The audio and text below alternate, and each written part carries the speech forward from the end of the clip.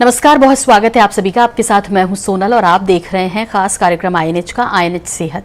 अपने इस कार्यक्रम में हम आपको सेहत से जुड़ी जानकारी देते हैं, हर उस विषय से आपको अवगत कराते हैं जो बेहद ज़रूरी है आपके लिए जानना, या जिस विषय को आप समझते हैं लेकिन बहुत थोड़ा थोड़ा उसके बारे में जानते हैं। डिटेल के साथ हम इस कार्यक्रम में आपको जानकारी देते हैं और इस तरह के विषयों पर हमारे संबंधित एक्सपर्ट भी हमारे साथ होते हैं। आज हम किस विषय पर चर्चा करने जा रहे हैं? आज हम इनफर्टिलिटी और आईवीएफ टेक्निक के बारे में बात करेंगे और इसके लिए हमें जानकारी देने के लिए मौजूद रहेंगी हमारे साथ apex super speciality hospital IVF centre की डायरेक्टर और कंसल्टेंट डॉक्टर रश्मि गोयल जी। डॉक्टर रश्मि गोयल, बहुत स्वागत है सबसे पहले तो आपका कार्यक्रम में।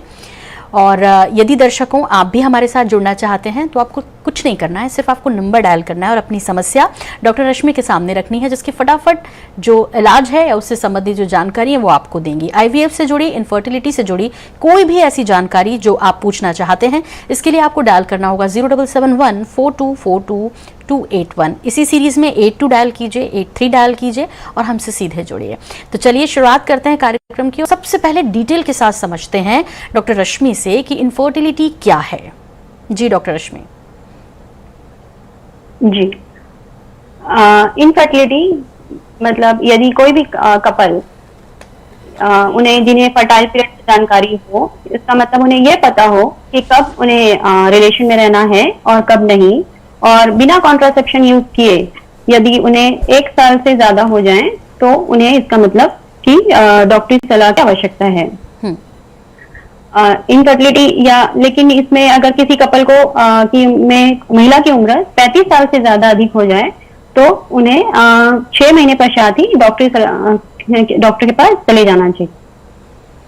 जी डॉक्टर रश्मि, लेकिन जैसे आपने कहा कि यदि 1 साल तक ऐसे संबंध बनाए जाएं बिना किसी प्रिकॉशन के साथ और फिर यदि वो बच्चे के सुख को नहीं उठा पा रहे हैं तो उनको दिखाया जाना चाहिए, लेकिन क्या कुछ और भी लक्षण होते हैं जिससे ये पता चल जाता है इन 1 सालों से पहले ही कि हाँ, हमें कंसीव करने में या हमें माता पिता बनने में दिक्कत हो सकती है? जी बिल्कुल। यदि किसी महिला में उसके पीरियड्स रेगुलर आ रहे हो या उनके मासिक दौर रेगुलर आने के बाद थोड़े थोड़े इरेगुलर शुरू हो जाएं, तब उनमें ये समझा जाता है कि उनमें ओवुलेशन का प्रॉब्लम है। तो या किसी संबंध बनाते समय यदि किसी कपल को दिक्कतें आ रही हैं, तब भी उन्हें समझ लेना चाहिए कि उनमें कोई मेल इनफर्टिलिटी का भी इशू हो सकता है, तब भी उन्हें हॉस्पिटल की ओर रुख करना चाहिए। जी डॉक्टर रश्मि, पहले तो अब मैं आपसे ये भी समझना चाह रही हूँ कि इसके कारण क्या हैं, इनफर्टिलिटी के कारण क्या हैं, बढ़ने के कारण क्या हैं, क्योंकि आज की लाइफस्टाइल में भी जो है शादी बहुत लेट करते हैं, उसके अलावा तनाव बहुत होता है, जॉब की स्ट्रेस होती है, कुछ करने की, और जाहिर तौर पे सेल्फ डिपेंडेंट होने की एक स्ट्रेस रहता है और दोनों ही पार्टनर्स में होता है, लड़कों में भी और लड़कियों में भी। क्या ये भी एक कारण है और दूसरे अन्य कारण क्या हैं? जी, अगर हम एपिडेमियोलॉजिकली देखें तो हमें मुख्यतः 40% कारण महिलाओं में, 40% कारण पुरुषों में और बचे हुए 20% जो कारण है अनएक्सप्लेन मिलते हैं। अनएक्सप्लेन मतलब हमने हस्बैंड का टेस्ट कराया, सब कुछ नॉर्मल है, वाइफ का टेस्ट कराया, सब कुछ नॉर्मल है, इसके बावजूद कंसीव करने में दिक्कत जा रही है। अब महिलाओं में इसके क्या क्या कारण हो सकते हैं? तो महिलाओं में यूजुअली अंडों का ना बनना। अंडों का बनना यूजुअली महिलाओं में हार्मोन से रिलेटेड होता है। तो जैसा कि आजकल पॉलिसिस्टिक ओवरी बहुत ही कॉमन आम प्रॉब्लम है जिसमें अंडे प्रॉपर्ली नहीं बनते हैं, या जैसा आपने बोला कि बहुत ही महिलाएं करियर ओरिएंटेड हो गई हैं, लेट मैरिजेस होती हैं, तो एडवांस एज होने के कारण भी उनमें अंडों का की जो रिजर्व है वो काफी मात्रा में डाउन हो चला जाता है। इसके अलावा अंडों के बाद ट्यूब कई बार ब्लॉक हो रहती है, तो दोनों साइड की ट्यूबल ब्लॉकेज के कारण भी प्रेगनेंसी नहीं हो रही होती है। इसके अलावा बच्चेदानी का इशू हो सकता है, बच्चेदानी में किसी प्रकार की गठान हो, पॉलिप हो, फाइब्रॉइड हो या कोई जन्मजात विसंगति हो जैसे कि सेप्टम हो या यूनिकॉर्नेट और बाइकॉर्नेट यूट्रस हो, तब भी प्रेगनेंसी नहीं हो रही होती है। मेल इनफर्टिलिटी के कारण क्या क्या हो सकते हैं? तो मेल इनफर्टिलिटी में हम एक बहुत ही सामान्य सी जांच सीमेन एनालिसिस के द्वारा ये पता लगाते हैं। उसमें हमको यूजुअली अगर पुरुषों में शुक्राणु का काउंट काफी मात्रा में कम हो गया हो, जिसे हम ओलिगोस्पर्मिया कहते हैं, या उनकी शुक्राणु की गतिशीलता काफी कम हो गई हो जिसे हम एस्टेनोजुस्पर्मिया कहते हैं, या उनके आकार विकार में प्रॉब्लम आ गई हो जिसे हम केराटोजुस्पर्मिया कहते हैं। इसके अलावा एजोस्पर्मिया की भी कंडीशन आजकल बहुत कॉमनली देखने को मिलती है, जिसमें शुक्राणु का काउंट बिल्कुल मतलब शून्य हो जाता है। जी डॉक्टर, यहाँ पे एक चीज समझना चाहेंगे कि एक बार यदि संतान हो गई है और फिर उसके बाद क्या इनफर्टिलिटी की समस्या हो सकती है दोबारा, यानी दूसरा बच्चा पैदा करने में कोई दिक्कत आ सकती है, और वो किन कारणों से आती है? जी बिल्कुल, आप जिस केसेस की बात कर रही हैं, यदि किसी महिला में एक बार गर्भ ठहर जाए और वो या तो सक्सेसफुल प्रेगनेंसी हो या फिर बीच में मिसकैरेज हो जाए और फिर दोबारा सेकेंड टाइम कंसीव करने में अगर दिक्कत आ रही हो तो उसे हम सेकेंडरी इनफर्टिलिटी लेबल करते हैं। अब सेकेंडरी इनफर्टिलिटी के कारण क्या हो सकते हैं, तो ये हमें ज्यादातर महिलाओं में ही देखने को मिलते हैं। महिलाओं में जिन्हें ज्यादातर श्वेत प्रदर का प्रॉब्लम हो, वाइट डिस्चार्ज का क्रॉनिक प्रॉब्लम हो, तो इस इन्फेक्शन के कारण ट्यूब ब्लॉक हो सकती हैं, तब इनफर्टिलिटी हो जाती है, सेकेंड टाइम कंसीव करने में दिक्कत होती है। या यूं कहें टीबी एक बहुत ही कॉमन आम प्रॉब्लम है इंडिया में, जिससे टीबी एक ऐसा कीटाणु होता है जो कि हमारे शरीर के हर अंग को प्रभावित करता है। तो उससे महिलाएं की ट्यूब ब्लॉक हो जाती हैं, अंडों का रिजर्व कम हो जाता है टीबी के कारण, और इवन बच्चेदानी की दोनों परत भी आपस में चिपकने लगती हैं। तो इसका टीबी भी एक अहम कारण है। तीसरा एक जो मुख्य कारण सेकेंडरी इनफर्टिलिटी का है वो एंडोमेट्रियोसिस। एंडोमेट्रियोसिस एक ऐसी बीमारी है जिसमें बच्चेदानी की जो परत रहती है वो बच्चेदानी के अलावा बच्चेदानी के बाहर भी बनने लगती है। बच्चेदानी के बाहर जैसे कि ओवरी में बनी, और जिस प्रकार मासिक दर आता है तो उससे जो ये लेयर झड़ती है तो ये ब्लीडिंग उस जगह भी कलेक्ट होने लगती है। अब कलेक्ट होके ये ओवरी में चॉकलेट सिस्ट का रूप ले लेती है, और या फिर ट्यूब और आपस में दूसरे शरीर में ये पूरे बच्चे फाइब्रोसिस होके पूरे एनाटॉमी को डिस्टॉर्ट कर देती है। तो इस कारण सेकेंडरी इनफर्टिलिटी के ये भी बहुत ही आम कारण है। पुरुषों में भी इसके कारण हो सकते हैं। यदि कोई हस्बैंड फर्स्ट टाइम उनका बच्चा बहुत अच्छे से हो गया है, सेकेंड टाइम उनकी जॉब में काफी स्ट्रेस है, या वो प्लांट इंडस्ट्रियल एरिया में काम कर रहे होते हैं, तो काफी हीट वाली जगह में काम कर रहे होने के कारण उनके शुक्राणु की गतिशीलता और काउंट में भी कमी आ सकती है। जी डॉक्टर रश्मि, जैसे आपने अभी जिक्र किया कि लेट शादी करना, करियर ओरिएंटेड रहना, या कोई और अन्य वजह भी हो सकती हैं, तो क्या इनफर्टिलिटी का उम्र से संबंध है और कितना है? जी बिल्कुल, उम्र का रिलेशन हमें पुरुषों की तुलना में महिलाओं में देखने को अधिक मिलता है, क्योंकि हम देखें तो अंडे बनने की क्षमता जो साल दर साल उम्र महिलाओं में अंडे बनने की क्षमता कम होती जाती है। यदि हम किसी महिला की अंडे बनने की जांच कराएं 25 से 30 साल की उम्र में, और किसी महिला की 30 से 35 साल की उम्र में जांच की जाए तो वो 10% कम हो जाती है। इसी तरह हम उसकी अगर 35 से 40 साल में फिर उसकी जांच कराएं तो वो डेफिनेटली और भी कम हो जाती है। तो अंडे का विघटन उम्र दराज महिलाओं में काफी एज रिलेटेड रहता है, और ये इनके कुछ टेस्ट भी होते हैं जिसे हम ब्लड टेस्ट के द्वारा महिला की जांच की जा सकती है, जैसे anti-Mullerian hormone, follicle stimulating hormone और इनिमिन हार्मोन। इसके अलावा सोनोग्राफी के द्वारा भी हम डे 2 सोनोग्राफी से एंट्री फॉलिकल काउंट द्वारा भी इनके मापदंड किए जा सकते हैं। जी डॉक्टर रश्मि, आपने महिलाओं का जिक्र तो किया उम्र से संबंधित, क्या पुरुषों को भी यदि वो लेट शादी करते हैं या इस तरह की कोई दिक्कत होती है उम्र से संबंधित इनफर्टिलिटी का? जी बिल्कुल, पुरुषों में यूजुअली तो कम देखने को मिलते हैं, लेकिन अगर उनमें भी डेफिनेटली ऑक्यूपेशन रिलेटेड अफेक्ट हो सकती है चीजें, जिससे कि उनके शुक्राणु की गुणवत्ता बिल्कुल डेफिनेटली कम हो जाती है, जिसे हम डीएनए फ्रेगमेंटेशन इंडेक्स के द्वारा मापदंड उसका किया जाता है। यदि किसी पुरुष में डीएनए फ्रेगमेंटेशन इंडेक्स काफी हाई है, 30 से ज्यादा है, तो हम ये मानते हैं कि उसके शुक्राणु की गुणवत्ता काफी कम है, और यदि उसका 30 से नॉर्मल आ रहा है तो हम उसे नॉर्मल कंसीडर करते हैं। ठीक है डॉक्टर रश्मि, कई बार ये भी होता है कि सेकेंड डिलीवरी के टाइम, जैसे हमने पहले भी इस पर चर्चा की, लेकिन सिस्ट होने की एक बहुत बड़ी समस्या हो गई है, सिस्ट हो जाएगा या फिर कोई ट्यूमर जैसी शिकायत आ जाएगी, तो ये किस तरह की अनियमितता की वजह से होती है, और ये समस्या काफी आम है इन दिनों? जी, जैसे कि मैंने बताया आपको, एंडोमेट्रियोसिस भी एक बहुत ही कॉमन प्रॉब्लम है, जो कि नॉर्मल साइकिल होने के बावजूद लेटर ऑन एजेस में ये हो सकती है। तो ये एक चॉकलेट सिस्ट का रूप ले लेती है, या एंडोमेट्रोसिस के अलावा भी सामान्य रूप से भी हार्मोन से रिलेटेड अगर किसी का एग रप्चर ना हो और वो एक साइकिल वाइज सिस्ट का रूप ले लेता है, जो कि रप्चर नहीं हो पाता और वो लेटर ऑन साइज उसका बढ़ता ही जाता है, तो उनमें आगे जो ओवुलेशन साइकिल है वो प्रॉपर फॉलो नहीं हो पाती। जी, अब चूंकि हम समस्या पर तो कंटिन्यू बात कर ही रहे हैं, लेकिन समाधान पर ज़्यादा बात करनी चाहिए और लोगों को उसकी जानकारी होनी चाहिए। तो इन्फर्टिलिटी को दूर करने के लिए, जो निसंतान दंपति की जो एक समस्या होती है उसे दूर करने के लिए किस प्रकार के इलाज हैं और कितने प्रकार के इलाज हैं?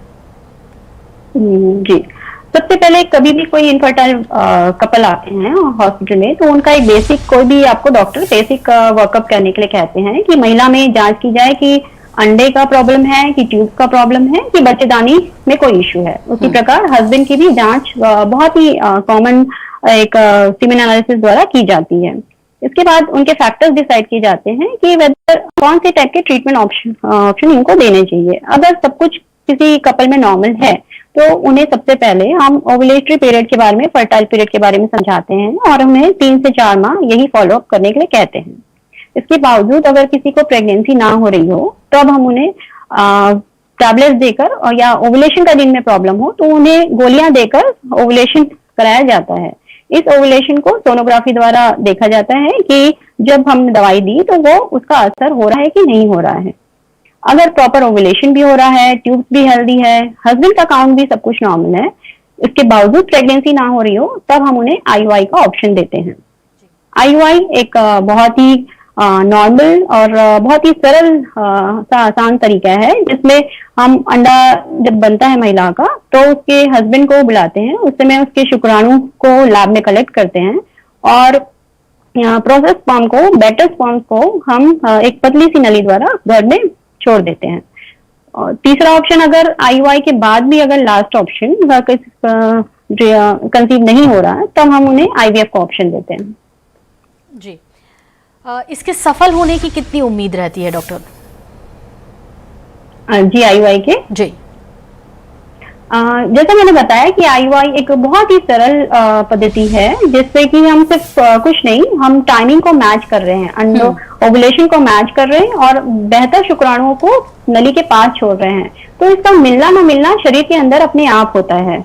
इसलिए हम ये मानते हैं कि इसकी जो सक्सेस दर है वो 10 से 15% ही है। जी, यहाँ डॉक्टर साहब एक कॉलर हमारे साथ जुड़ रहे हैं और इन्होंने हमें दुर्ग से कॉल किया है। अंजलि जी ने हमें फोन किया। अंजलि जी, बहुत स्वागत है, क्या सवाल है आपका? जी मैडम, मुझे ना बच्चेदानी में ट्यूमर है, तो उसकी क्या वो हो सकती है? इलाज पूछ रहे हैं आप? के लिए, इलाज के लिए। ठीक है, डॉक्टर रश्मि, इनको क्या जवाब देंगे आप? जी, पहले तो मैं जानना चाहूंगी कि इनके ट्यूमर का साइज क्या है और इनको कौन से टाइप का ट्यूमर है, कि फाइब्रॉइड है, कि एडेनोमायोसिस है, कि किस प्रकार का ट्यूमर आपको बताया गया है? जी, हेलो, हाँ, फाइब्रॉइड है। हाँ, फाइब्रॉइड है। साइज कितना है आपका? 7.6 सेंटीमीटर है जी? 7.6 सेंटीमीटर है कि मिलीमीटर है? वो मुझे थोड़ा कंफर्म नहीं है मैम, मतलब 7.6 सेंटीमीटर शायद है। ओके, 7.6 सेंटीमीटर मैं कहना चाहूंगी कि काफी बड़ा साइज का ट्यूमर है, जिसे आपको निकलवा ही लेना चाहिए। इसके निकलवाए बिना प्रेगनेंसी ठहरना बहुत ही मुश्किल होगा, और अगर आपकी प्रेगनेंसी ठहर भी जाती है इस फाइब्रॉइड के साथ तो वो डेफिनेटली अबॉर्ट होने का काफी रिस्क रहेगा इसको। तो आप पहले ऑपरेशन के लिए जाइए, मायोमेक्टोमी कराइए, उसके बाद ही आप फर्दर ट्रीटमेंट प्लान करिए। डॉक्टर रश्मि जी, जैसे अंजलि जी का सवाल भी था, अब चूंकि इन्हें ट्यूमर है तो कितने समय के बाद, इस ट्यूमर के ऑपरेशन के बाद, इसे निकलवा लेने के बाद कितने समय के बाद फिर इनको बेबी प्लान करना चाहिए इनको? जी, मिनिमल 3 to 4 मंथ्स की हीलिंग लगती है, तो उनको 3 से 4 महीने के गैप रखने के बाद ही फिर उसके बाद फर्दर प्लानिंग के लिए जाना चाहिए। जी, तो इसके अलावा इनको कोई प्रिकॉशंस और लेने होंगे चूंकि इनको ट्यूमर है? ना, आजकल लैप्रोस्कोपिक बहुत ही इजीली ये सर्जरीज हो जाती हैं, तो बहुत ज्यादा बेड रेस्ट और ऐसा कोई रिकमेंडेशंस नहीं है। इट्स डे केयर प्रोसीजर में भी ये सर्जरीज ऑप्शन अवेलेबल हो जाते हैं। जी, अब हम सवालों पे आते हैं डॉक्टर रश्मि अपने, और IVF या फिर टेस्ट ट्यूब बेबी के लिए आपसे जानना चाह रहे हैं कि इसके लिए दंपतियों को कब जाना चाहिए? सारी कोशिशें यदि फेल हो जाएं उसके बाद फिर डॉक्टर से संपर्क करना चाहिए, या आपकी सलाह क्या होगी ऐसे दंपतियों को? जी, आईवीएफ प्रक्रिया जिसे हम सामान्य भाषा में टेस्ट ट्यूब बेबी बोलते हैं, जो कि आजकल बहुत ही प्रचलित है। लेकिन आपको कब आईवीएफ के लिए जाना है? तो यदि कोई कपल जैसे उसने 3 से 4 बार आईयूआई साइकिल ट्राई कर लिया, उसके बाद उसका हर साइकिल फेल हो चुका हो, तब डेफिनेटली अब आपको आईवीएफ के लिए प्रोसीड कर लेना चाहिए। या जैसे लैप्रोस्कोपी या एचएसजी टेस्ट में आपको पता चल रहा है कि आपकी दोनों साइड की ट्यूब ब्लॉक हैं, तब भी आपको डेफिनेटली आईवीएफ के अलावा दूसरा ऑप्शन नहीं है। इसके अलावा सीवियर एंडोमेट्रोसिस, जैसे मैंने बताया कि यह पूरी तरह से विकृत कर देता है एनाटॉमी को और अंडों के रिजर्व को भी खत्म कर देता है। तो सीवियर एंडोमेट्रोसिस के केस में भी आपको आईवीएफ ऑप्शन ही बेस्ट है उनके लिए भी। और मेल के केसेस में definitely severe cases of male infertility, जिनमें शुक्राणु के काउंट भी कम है, मोटिलिटी भी कम है, उनके आकार विकार भी खराब है, तो सीवियर ओट्स की कंडीशन में भी उनको आईवीएफ के लिए ही जाना चाहिए। जी, इसके अलावा यहाँ पे जी बोलिए। जी, इसके अलावा एज़ोस्पर्मिया एक कंडीशन है, नील शुक्राणु। तो जिन नील शुक्राणु के केस में ये 2 टाइप के हो सकते हैं, आपके ऑब्स्ट्रक्टिव भी हो सकते हैं, नॉन ऑब्स्ट्रक्टिव केसेस में भी। ऑब्स्ट्रक्टिव केसेस ऑफ एज़ोस्पर्मिया के लिए ये अच्छी बात है कि जब इनमें इनकी ट्यूब ब्लॉक हो जाती है और शुक्राणु शरीर में बंद हो रहे होते हैं पर वो वीर्य में बाहर नहीं आ रहे होते हैं, तब हम टीसा या पीसा प्रोसीजर करके इन शुक्राणु को बाहर निकाल सकते हैं और आपकी वाइफ के अंडों के साथ ही मिला के आपके भ्रूण तैयार कर सकते हैं। और इसका मतलब ये नील शुक्राणु होने के बावजूद आपके स्वयं के बच्चे पॉसिबल हैं आईवीएफ प्रक्रिया द्वारा। क्या यही आईवीएफ करने की प्रक्रिया भी है जो आप समझा रही हैं, या कुछ और है इसमें? आईवीएफ एक थोड़ी सी जटिल प्रक्रिया है जो एक स्किल आपको बेहतर सेंटर में ही करवाना चाहिए।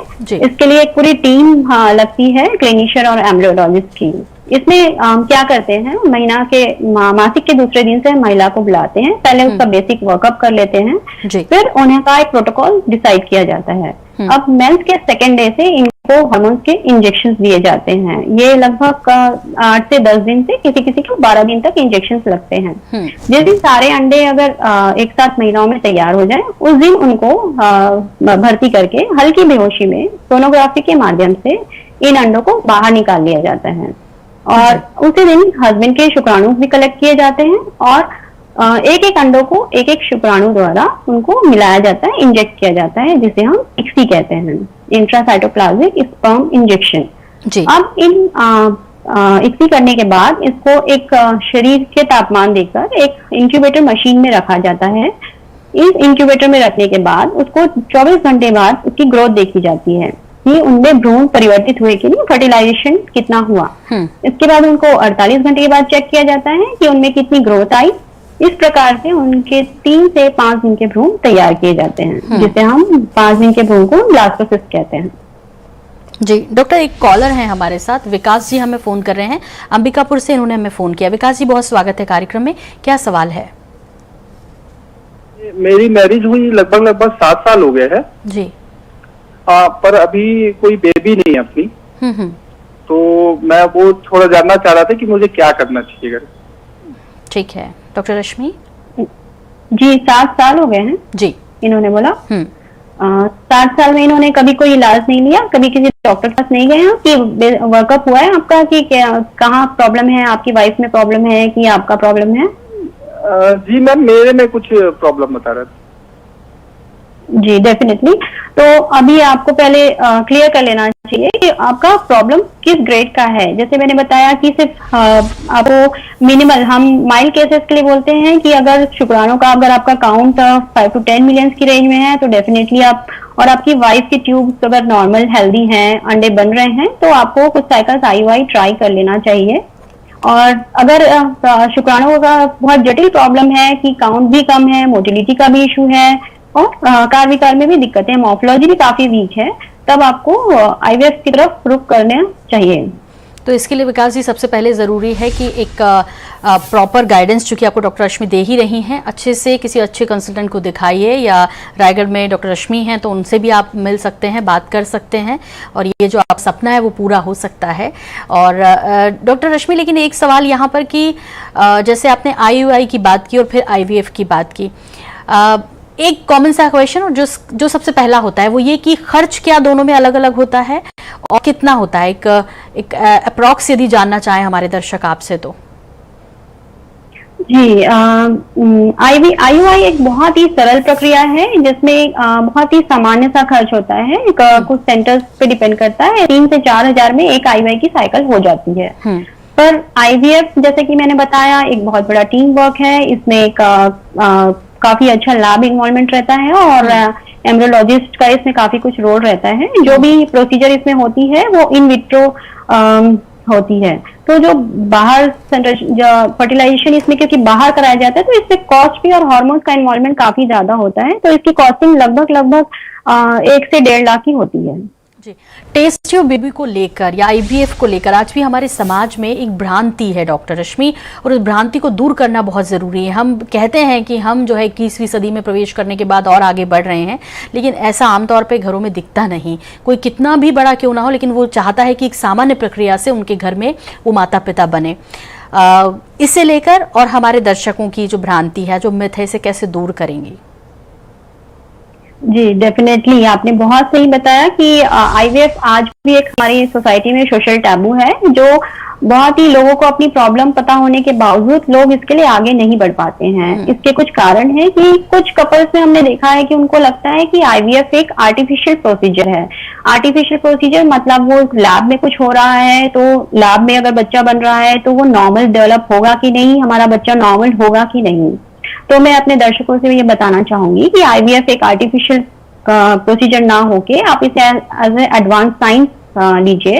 और जो प्रक्रिया शरीर के अंदर नहीं हो पा रही होती है, अंडे और शुक्राणु का मिलन, फर्टिलाइजेशन जो शरीर के अंदर किसी कारणवश नहीं हो पा रहा होता है, यह प्रक्रिया IVF के द्वारा सिर्फ आपको शरीर के बाहर कराई जाती है।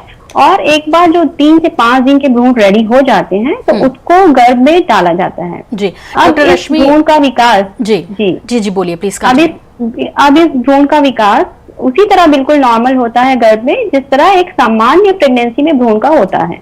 ठीक, डॉक्टर रश्मि, चूंकि वक्त कम है लेकिन आपसे ढेर सारे सवाल है जो पूछने हैं, बहुत संक्षेप में चाहेंगे कि आप उसका उत्तर दें। तो ये कि क्या माहवारी बंद होने के बाद भी संभावना है मां बनने की? जी बिल्कुल, माहवारी का रिलेशन होता है किसी भी महिला में अंडों के बनने से। तो माहवारी बंद हो गई मतलब हम ये कंसिडर करते हैं कि उनमें अंडे बिल्कुल समाप्त हो चुके हैं उनके बॉडी में। अगर ऐसी महिलाओं की जिनकी माहवारी बंद हो जाती है तो उनको oocyte डोनेशन प्रोग्राम से सलाह दी जाती है। अब oocyte डोनेशन प्रोग्राम क्या होता है? तो इनमें ऐसी महिलाओं के अंडे लिए जाते हैं जिनकी उम्र कम हो और जिनके अंडे बनने की क्षमता, जिनका एक बच्चा हो, ताकि उनका फर्टिलिटी पोटेंशियल अच्छा हो। उनको उनके हस्बैंड के स्पर्म के साथ कंबाइन करके एम्ब्रियो रेडी करके उन महिलाओं के गर्भ में ट्रांसफर किया जा सकता है। डॉक्टर रश्मि, जिन कपल्स की बार बार IVF प्रक्रिया फेल हो रही है उनके लिए क्या सलाह है, बहुत संक्षेप में? जी, देखिए कोई भी IVF प्रक्रिया सक्सेस का दर डिपेंड करता है कि बच्चेदानी कितनी स्वस्थ है और एम्ब्रियो कितने हेल्दी हैं। यदि किसी की बार बार IVF प्रक्रिया फेल हो रही है तो उसका मतलब है कि या तो महिला की एंडोमेट्रियम का इशू है, उसकी बच्चेदानी का इशू है, या उनके एम्ब्रियोज ही स्वस्थ नहीं है। एंडोमेट्रियम लाइनिंग का इशू अगर थिन हो किसी की महिला का और बार बार IVF प्रक्रिया फेल हो रही हो तो आजकल बहुत सारे एडवांस टेक्निक्स हैं, जैसे कि एक PRP टेक्निक है आजकल बहुत ही मेडिकल साइंस में, ये सारे फील्ड्स में जो यूज हो रही है। PRP टेक्निक यूज करने से एंडोमेट्रियम की रिसेप्टिविटी बढ़ जाती है और इसमें जो ग्रोथ फैक्टर्स हैं वो काफी अच्छा काम करते हैं। जी, दूसरा ऑप्शन है कि जी बोलिए। जी, बस बहुत संक्षेप में आपसे आखिरी सवाल ये जानना चाह रही हूँ कि सही उम्र क्या होती है? शादी के बाद आप एंजॉय भी कर लें पूरा और फिर आपको माँ बाप बन जाना चाहिए ताकि इन समस्याओं से आप बच सकें, और 2 बच्चों के बीच में कितना गैप? बहुत संक्षेप में डॉक्टर रश्मि, क्योंकि वक्त मुझे बिल्कुल इजाजत नहीं दे रहा।